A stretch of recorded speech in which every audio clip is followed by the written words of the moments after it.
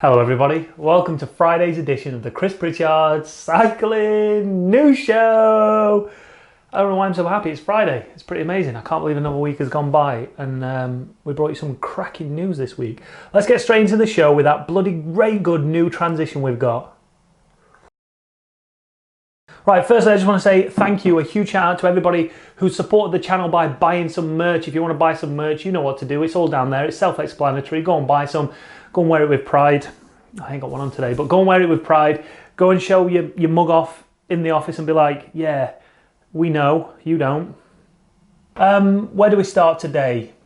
Oh, competition time. Over on our Instagram account, CyclingHub_CPCN, we did a giveaway for a pair of socks. I am now going to enter all those comments into the random comment generator, pick a winner at random. Here we are in the Instagram random comment. Listen, right? If anybody knows code out there and can write some code on making a nice website that looks good, that doesn't look like this pile of poo, then I think you could be onto a winner here. You might be able to make some money out of this, but yeah, this website is rubbish. Right, enter the Instagram URL. We've done that already. We've got 77 unique comments. I think we had 77 last time. Look at this. Look at all this rubbish. Rubbish! Right, pick a random winner. Are you ready? If it's a negative comment, you are not winning. So you better hope that you left a positive comment on this one. Here we go. There we go. We're going through. And the winner is, today's Wahoo sock winner is Mr. Sepolis. Does that count as a comment? Let me check this on the account. All right, I'll let him off. He's done a marathon in under 4 hours. He's bought himself some SRAM, red, E-Tap. Well, anyway, there you go. All's fair in love and competitions. You, sir, have bloody won yourself a pair of Wahoo socks. Get in touch in the DMs and we'll... I don't know what this is. Right, let's get on with some racing news and I want to bring you up to speed on everything that's happened today and last night. Spoiler alert time, if you don't want to know any of the results in the races that have just gone, we're covering the Tour of Utah, we're covering the Borgs Tour, I think that's how you pronounce it, and also the Arctic Race of Norway. So if you don't want to know any of those results, just skip on a little bit further. Let's start with the Arctic Race of Norway, and yesterday, Mathieu Van Der Poel took stage one in emphatic style. Now before we get into the race and what happened, check out this amazing stat over on Twitter. Jonas Pritchard, I hope I'm pronouncing that right, tweeted victory percentage of Mathieu Van Der Poel, aka the Cycling Cannibal Chameleon. I'm not too sure if that nickname's going to stick. I think we need to work on that one a little bit better. In 2019, in official races on the UCI calendar, in cyclocross, 12 out of 12 race victories, 100%. Over in mountain bike, 87.5% with 14 out of 16 races won. And on the road, 7 out of 16. That's after his win in stage one at the Arctic race, giving him a win percentage of 43.7% on the road, giving him a total of 75% on his win ratio. But unfortunately, Mathieu Van Der Poel's stats are going to take a little bit of a battering, only a small one. He finished second today on the stage. It looked like it could have been his for the taking, but it wasn't. Brian Kokar took the victory. With 15k to go, there was 2 Scandinavian riders up front. They had about a 30-second lead on the rest of the peloton that was closing in fast. With 6k to go, there was only one rider left up the road, and that was the proper big lad, Erik Nordstad Ressel. Definitely pronounced that right, 100%. With 5.2k to go. Obviously, as you'd expect, a few counter-attacks went, but everything was brought back together with just over 2 kilometers to go. But yeah, as I said, it wasn't to be the 100% record at the Arctic Race of Norway for Mathieu Van Der Poel. Brian Kokar just pipped him to the line, which proves he is actually beatable. So it's nice to know that he is human and he isn't just an extraordinary alien with unbelievable powers. Moving on to the Bing Bang Tour now, and in yesterday's video we were talking about organisers taking some responsibility when it came to organising these races, taking a look at the road and assessing it and seeing, right, if it's going to come down to a bunch sprint and everybody's flat out here, how dangerous is this? Well, with 500 meters to go, it proved very dangerous because there was a crash in the pack. One of the Trek Segafredo riders went down. It looks like he's broke his collarbone. But then only a couple of 100 meters after that, there's a speed hump. Granted, it's not a steep one. It's not a big one.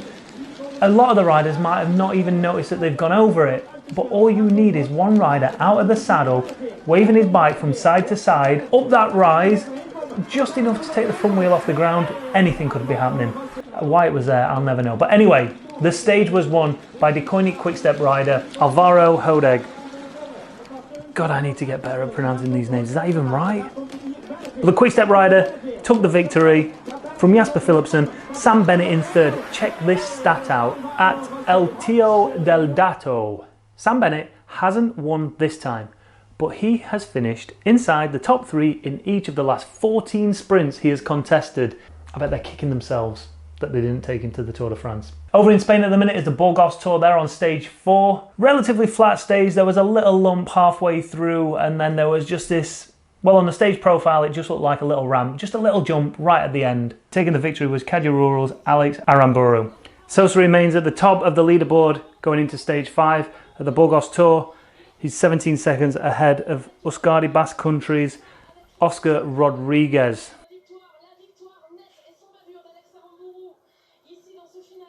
All right, moving across the pond now, stateside for the Tour of Utah. Stage 3 took place last night in the early hours of Friday morning for us here in the UK, and Ben Hermans has taken a back-to-back victory. He won the Queen stage on stage 2 and he's done it again on stage 3. Coming down to the final lap of the closing circuit, it was a select group that was at the front. Lawson Craddock hit out, tried to gain a gap over the select group, but ultimately faded towards the end, and it was at 2 kilometers to go where Hermans made his move and he soloed to victory, making it 2 stages on the bounce for Hermans, extending his GC lead. Hermans' lead is now extended to 44 seconds over second place James Piccoli. Nicholas Egg is in third position, 1 minute and 6 behind. Then you've got Cal Murphy in fourth for Rally UHC Cycling, and Trek Segafredo's Peter Stettiner is rounding out the top 5, 2 minutes and 2 seconds behind Hermans. And the last piece of racing news I want to cover today is this. Historic first gold medal for India at the 2019 UCI Junior Track World Cycling Championships in the men's team sprint. Now, I like to think that this is part of the legacy from Delhi. I doff my cap to these young gentlemen. What an amazing performance. Now, I like to think that this is some sort of legacy left over from the Commonwealth Games in Delhi in 2010. It's amazing to see India have some success, especially on a world level at a World Championships. Fair play India for doing that. It's breaking news time. You know we love having breaking news on this channel. And this is probably one of the biggest moves and surprise moves of the World Tour transfer market at the minute.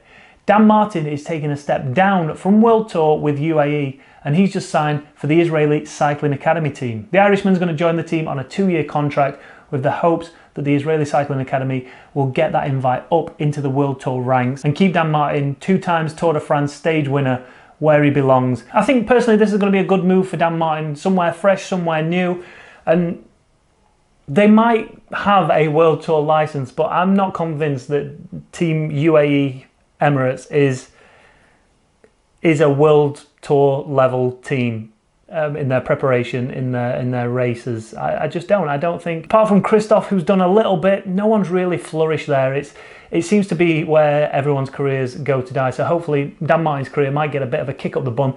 Listen, his career is amazing and he is still a GC contender.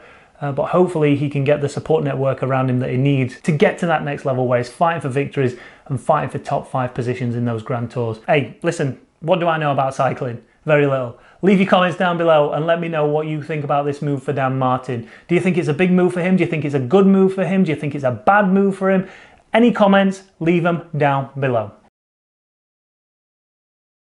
All right, moving on to the next story now, and we're sticking with Twitter because, well, Twitter's the gift that keeps on giving, but this is a great little tweet coming out of Road Policing Scotland. A couple of days ago now, they tweeted, over the next few days, we're going to bust some cycle myths. We see the same comments come up again and again whenever a bicycle is mentioned. So it's time to #set the record straight. Keep an eye out on our feed and we'll start with a real doozy. So as they say, they started busting myths, and I want to go through those myths today and share them with you so we can #set the record straight. All right? Myth number 1, no pay, no say. I pay road tax, so should cyclists. This is obviously in response to the comments you get constantly on Twitter saying, I've got a car, I pay road tax, why aren't cyclists paying road tax? Well, the myth is busted, and everybody already knows this, but truth, road tax right? Road tax was abolished in 1937. You pay emissions based on vehicle excise duty, which goes straight to the Treasury Fund, with other taxes such as alcohol and fuel. Busted. Myth number 2. Cyclists should always ride single file near the curb. Truth. At Highway Code Rule 66, never ride more than 2 abreast and ride in a single file on narrow or busy roads and when riding round bends. Busted. Myth number 3.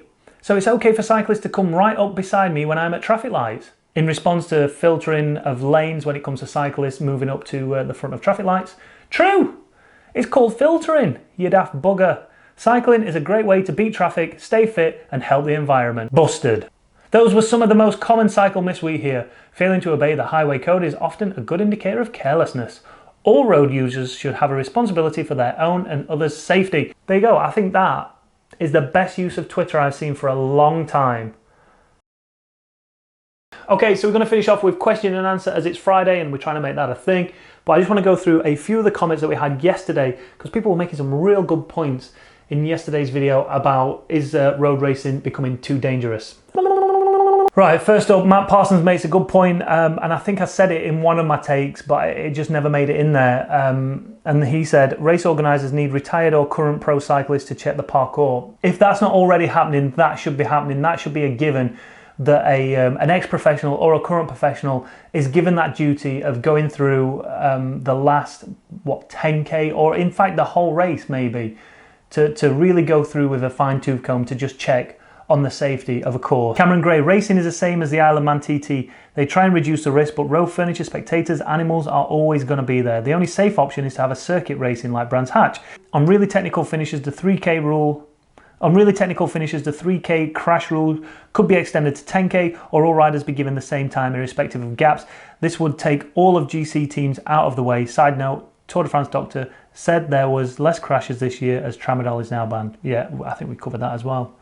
Got to give a shout out to Cognitive Dissident. CPCN and Lanterne Rouge YouTube channels are killing it. The fact that you even put our channel in with the Lanterne Rouge, I greatly appreciate that because he's doing some great stuff. Thanks, Chris.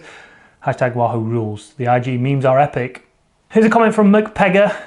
McPegger? I don't know if I pronounced that right. I was competing in the Women's World Tour races this year, Team BTC, City, and I have to agree with you, Chris. Most crashes happen due to people risking far too much. I don't see any solution which would make crashing situation better. Maybe improving rider skills overall can help a bit. Suburban Cyclist probably made the best point here that I never even thought of. Courses can and are often dangerous, but at the same time, maybe there's too many riders on a course. If everyone is finishing so close to each other, then there's too many people riding at the same effort. And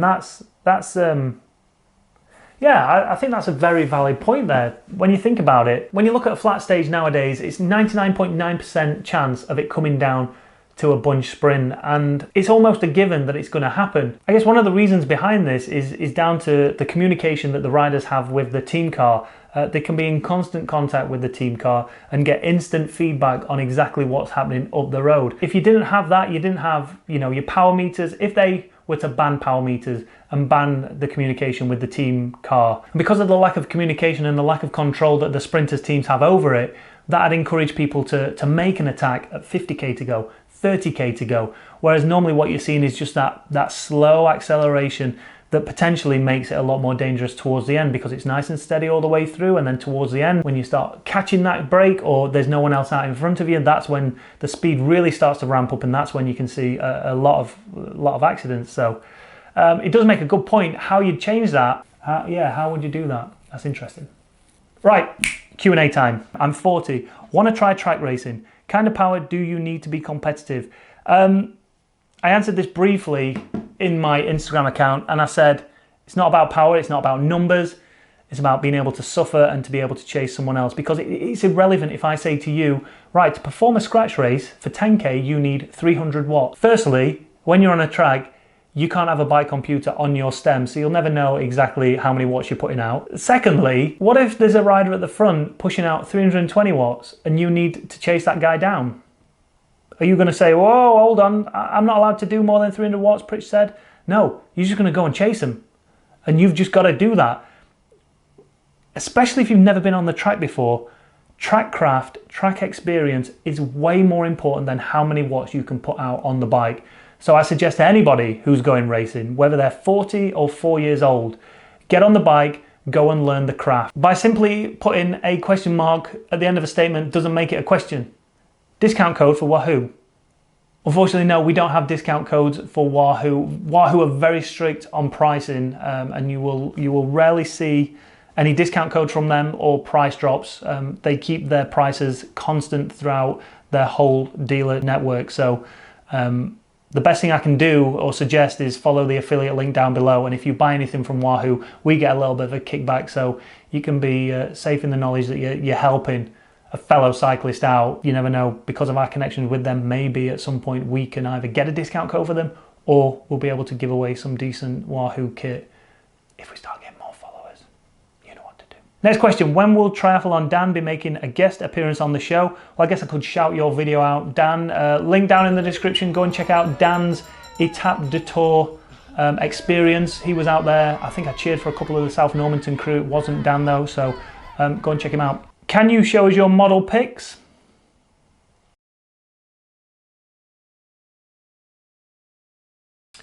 There you go. Screen grab that. Do what you want with it. Greatest achievement, cycling related. Absolutely no idea.